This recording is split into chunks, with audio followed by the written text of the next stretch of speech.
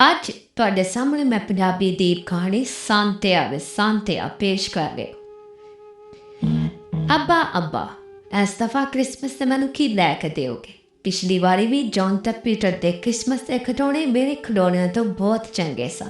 ਇੱਕੋ ਸਾਹ ਵਿੱਚ ਕੈਰੀ ਨੇ ਆਪਣੇ ਬਾਪ ਐਲੈਕਸ ਨੂੰ ਇਹ ਗੱਲ ਕਹੀ। ਐਲੈਕਸ ਜਿਹੜਾ ਬਿਸਤਰ ਤੇ ਲੇਟਿਆ ਕਿ ਸੋਚ ਵਿੱਚ ਡੁੱਬਿਆ ਸੀ।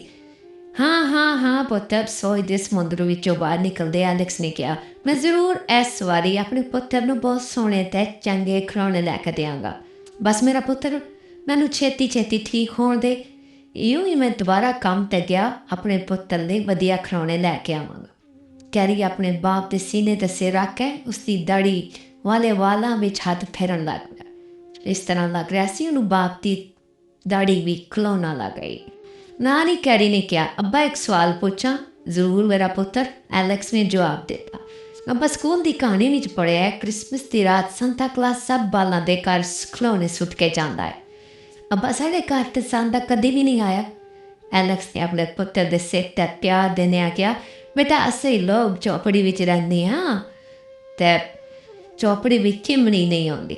ਸੰਤਾ ਦਾ ਜਾਦੂ ਸਿਰਫ ਚਿਮਨੀ ਵਾਲੇ ਘਰ 'ਤੇ ਚੱਲਦਾ ਹੈ। ਮਗਰ ਤੇਰੇ ਸਿੱਧੇ ਖਿਡੌਣੇ ਤਾਂ ਮੈਨੂੰ ਸੰਤਾ ਬਾਹਰ ਕੰਮ 'ਤੇ ਹੀ ਦੇ ਜਾਂਦਾ ਹੈ। ਅੱਛਾ ਅੱਬਾ, ਫਿਰ ਸੰਤਾ ਬਹੁਤ ਅੱਛਾ ਹੈ, ਕੈਰੀ ਨੇ ਖੁਸ਼ ਹੋਦਿਆਂ ਕਿਹਾ ਔਰ ਹੱਸਦਾ ਬਾਹਰ ਨਿਕਲ ਗਿਆ। ਐਲੈਕਸ ਦੇ ਚਿਹਰੇ 'ਤੇ ਦੁੱਖਾਂ ਦਾ ਮੌਸਮ ਵਾਪਸ ਆ ਗਿਆ ਅਤੇ ਇੱਕ ਵਾਰੀ ਫਿਰ ਕੋਈ ਸੋਚਣ ਲੱਗ ਗਿਆ। ਬੀਵੀ ਦੀ ਆਵਾਜ਼ ਨੂੰ ਝੁਕਾ ਦਿੱਤਾ ਜਿਹੜੀ ਕੈਰੀ ਨੂੰ ਸਮਝਾ ਰਹੀ ਸੀ ਕਿ ਤੇਰਾ ਬਾਪ ਬਿਮਾਰ ਹੈ ਅਤੇ ਤੂੰ ਉਸ ਨੂੰ ਇਸ ਤਰ੍ਹਾਂ ਦੀ ਡਿਮਾਂਡ ਕਰਕੇ ਤੰਗ ਨਾ ਕੀਤਾ ਕਰ।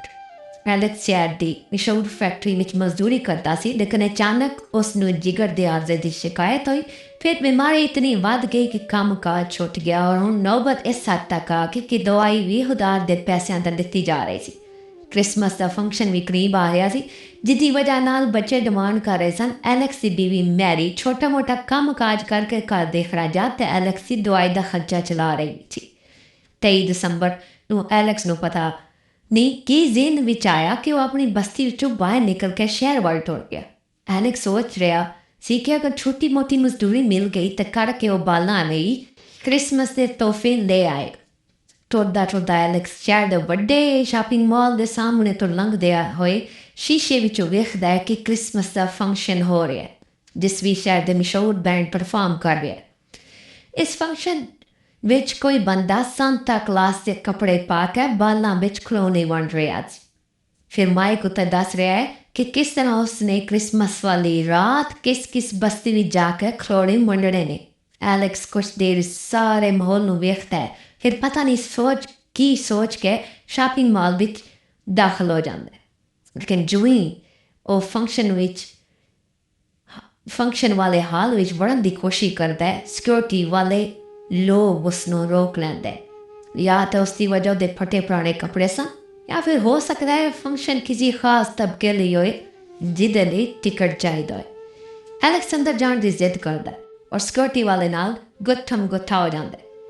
ਜਿਸ ਲਈ ਰੌਲਾ ਵੱਧਦਾ ਅਤੇ ਸਟੇਜ ਅਤੇ ਸੈਕਟਰੀ ਨੇ ਐਲੈਕਸ ਨੂੰ ਹਾਲ ਵਿੱਚ ਦਾਖਲ ਹੋਣ ਦੀ ਇਜਾਜ਼ਤ ਦੇ ਦਿੱਤੀ, ਬਲਕਿ ਉਸ ਨੂੰ ਸਟੇਜ 'ਤੇ ਹੀ ਬੁਲਾ ਲਿਆ। ਬਿਮਾਰੀ ਦੀ ਨਕਾਤ ਦੀ ਵਜ੍ਹਾ ਨਾਲ ਡਗਮਗਾਉਂਦੇ ਕਦਮਾਂ ਦੇ ਨਾਲ ਐਲੈਕਸ ਸਟੇਜ 'ਤੇ ਪਹੁੰਚ ਜਾਂਦਾ ਹੈ।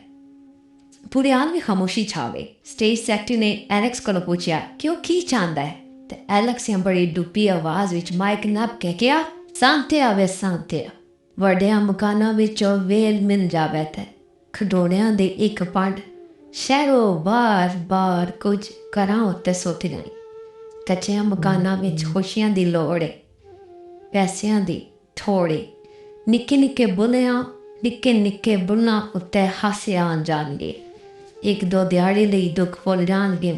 ਸੰਤਿਆ। ਐਲੈਕਸ ਦੀ ਬੜੀ ਨਜ਼ਮ ਨੇ ਹਾਲ ਵਿੱਚ ਖਾਮੋਸ਼ੀ ਤਾੜੀ ਕਰਤੀ। ਸੰਤਾ ਦੇ ਕੱਪੜੇ ਵਿੱਚ ਲਿਪਟੇ ਬੰਦੇ ਨੇ ਐਲੈਕਸ ਨੂੰ ਗਲੇ ਲਾ ਲਿਆ, ਹੱਤਾਂ ਕਿ ਕਈ ਲੋਕ ਰੋਣ 'ਤੇ ਮਜਬੂਰ ਹੋ ਗਏ। ਐਲੈਕਸ ਨੇ ਨਜ਼ਮ ਨਹੀਂ ਪੜ੍ਹੀ ਸੀ, ਬਲਕਿ ਇਸ ਤਬਕਾਤੀ ਮਾਸ਼ਰੇ ਦੇ ਮੂੰਹ 'ਤੇ ਚਪੇੜ ਮਾਰੀ ਸੀ।